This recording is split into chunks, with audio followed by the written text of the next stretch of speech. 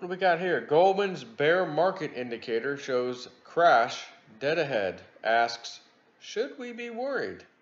According to Zero Hedge here. 1 year ago, we reported that in its attempt to calculate the likelihood and timing of the next bear market, Goldman Sachs created a proprietary bear market risk indicator, which at the time had shot up to 67%, a level last seen just before the 2000 and 2007 crashes, prompting Goldman to ask rhetorically, should we be worried now? While Goldman's answer was a muted yes, nothing dramatic happened in the months that followed, the result of Trump's $1.5 trillion fiscal stimulus, which pushed the U.S. economy into a temporary sugar-high overdrive, aside from the near correction in February, which was promptly digested by the market on its path to new all-time highs.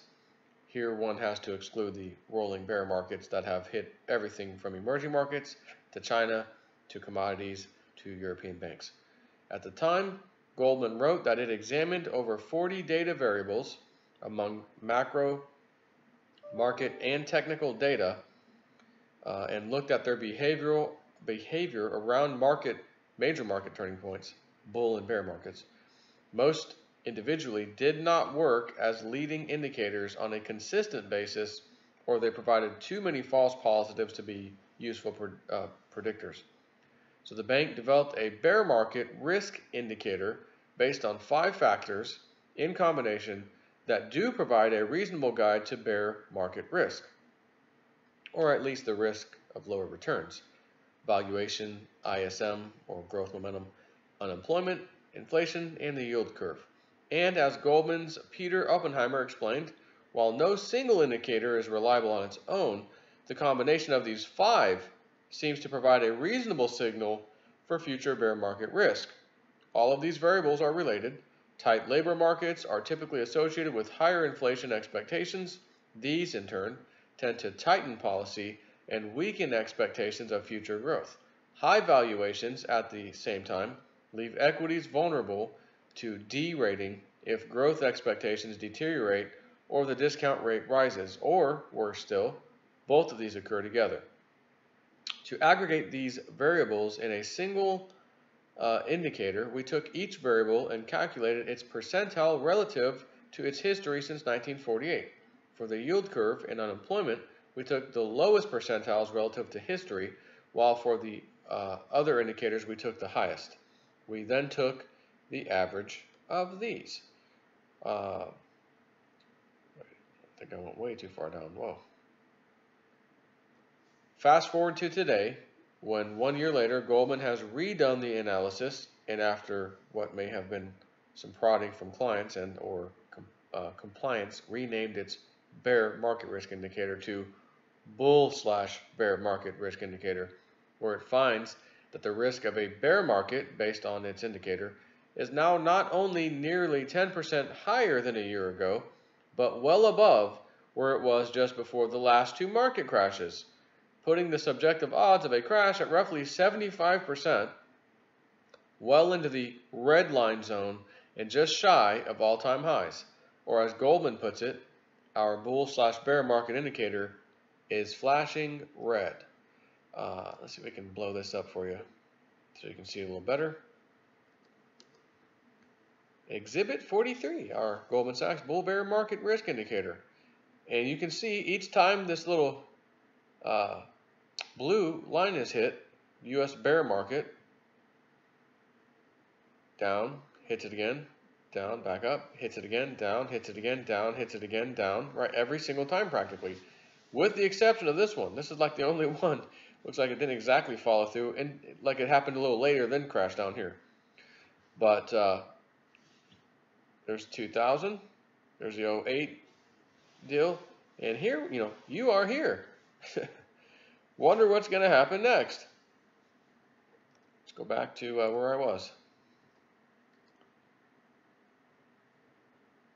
While one can argue with the subjective interpretation of this heuristic, a tangential analysis shows that Goldman's indicator is inversely correlated with future returns. And as of this moment, Goldman is effectively forecasting a negative return from now until the year 2023.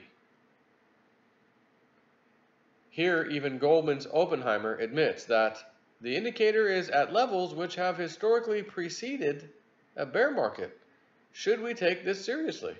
It's always risky to argue that this time is different, but there are two most likely scenarios when we think of equity returns over the next 3 to 5 years. So in other words, how worried should we be about a bear market? Goldman's answer is twofold, laying out two possible outcomes from here: either a sharp, cathartic bear market, or just a period of slower, grinding low returns for the foreseeable future. Naturally, Goldman is more inclined to believe in the latter. 1. A cathartic bear market across financial markets. This has been the typical pattern when this indicator has reached such lofty levels in the past.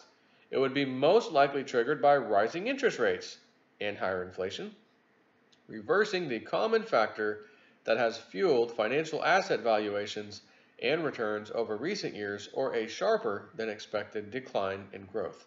Such a bear market could then rebase valuations to a level where a new, strong recovery cycle can emerge. Number two. A long period of relatively low returns across financial assets. This would imply a period of low returns without a clear trend in the market. So with retail investors still rushing to buy whatever institutional investors have left to offload in the very late innings of the longest bull market in history, and with Fidelity's zero-cost ETFs making it especially easy to do that, Goldman does not want to spook its clients into selling, and writes that several factors suggest that a flatter return for longer may be more likely. They are as follows. Valuation is currently the most stretch of factors in the indicator. Other factors such as inflation appear more reasonable.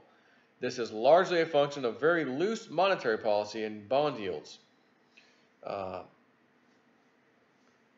then that was section 1. Section 2, inflation and therefore interest rates rises have played an important role in rising bear market risks in past cycles. Structural factors may be keeping inflation lower than in the past, and central bank forward guidance is reducing interest rate volatility and the term premium. Without monetary policy tightening much, concerns about a looming recession and therefore risks of a cyclical bear market are lower, so long as the Phillips curve remains as flat as it is now. Strong labor markets can continue without the risk of a recession triggered by a tightening of interest rates. While this has not happened before in the U.S., and hence the economic cycle that has lasted more than 10 years, we have been in examples of other economies. There have been examples of other economies experiencing very long economic cycles where the unemployment rate moved roughly sideways for many years. Our economists have shown that there are good examples of long expansions, such as in Australia from 1992 to the present, the UK from 92 to 2008, Canada 92-2008, Japan 75 to 1992. Typically, they find a flat or flatter Phillips curve, stronger financial regulation, and a lack of financial imbalances are all good indicators that a long cycle is more likely. On this point, or later point, on this latter point, let's try that, the signs are quite positive. In the case of the U.S., our economists point out that a passive fiscal tightening, tighter financial conditions, and supply constraints are likely to leave growth at 1.6% in 2020 below potential, leaving a greater risk of at least a technical recession in 2020 to 2021. But this is not their base case in their model, which uses economic and financial data from 20 advanced economies to estimate recession odds, puts the probability of a U.S. recession at under 10% over the next year and just over 20% over the next 2 years, which also is below the historical average. And number three, aligned to this point, we can see that inflation targeting and independent central banks have both contributed to lower macro volatility and longer expansion phases in economic cycles since the 1980s.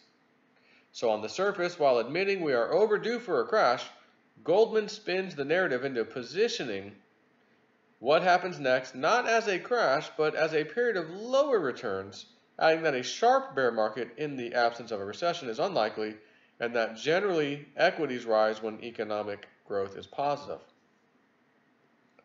Or in other words, the absence of a trigger for a sharp economic downturn suggests that while this cycle may have been the weakest in the post-war period, it is likely to be the longest. This, together with lower private sector imbalances, may reduce the prospect of a sharp bear market anytime soon. That's the good news. The not so good news is that, as Goldman admits, with monetary and fiscal policy having thrown everything at the 2008 global financial crisis, quote, even if the next economic downturn turns out to be mild, it may prove difficult to reverse, end quote. As a result, we may go back to an environment dominated by concerns over secular stagnation, for which Goldman lists two reasons. One, the U.S. has already expanded fiscal policy, man, I can't talk, and its debt levels and budget deficit are rising, which could make it difficult to find room for significant easing. The federal deficit will increase from $825 billion, 4.1% of GDP, to $1.25 trillion, 5.5% of GDP, by 2021. By 2028, it is expected to rise up to $2 trillion, or 7% of GDP. This would leave federal debt at 105% of GDP in 10 years. Number two, there may be room for U.S. interest rates to be cut in the next downturn, but less so than in other downturns. Also, European interest rates may still be at or close to zero when the next U.S. downturn hits. The same will be true for Japan. In other words, while Goldman's indicators suggest a crash is imminent, the bank redirects the discussion to a period of low returns and secular stagnation, which, while eliminating the threat of an imminent collapse, presents even greater concerns about investing in the current market. Most ominously, the bank admits that the combination of constrained fiscal policy headroom in the U.S. and limited room to cut interest rates in Japan and Europe may well dampen the ability to generate a strong, coordinated policy response to any downturn, and also make it harder to get out of such a downturn. Said otherwise, while the next crash is sharp and cathartic, or slow and extended, the problem is what happens next, because, as even Goldman now admits, the ammo to kickstart the U.S. and global economy has already been used up. See you later.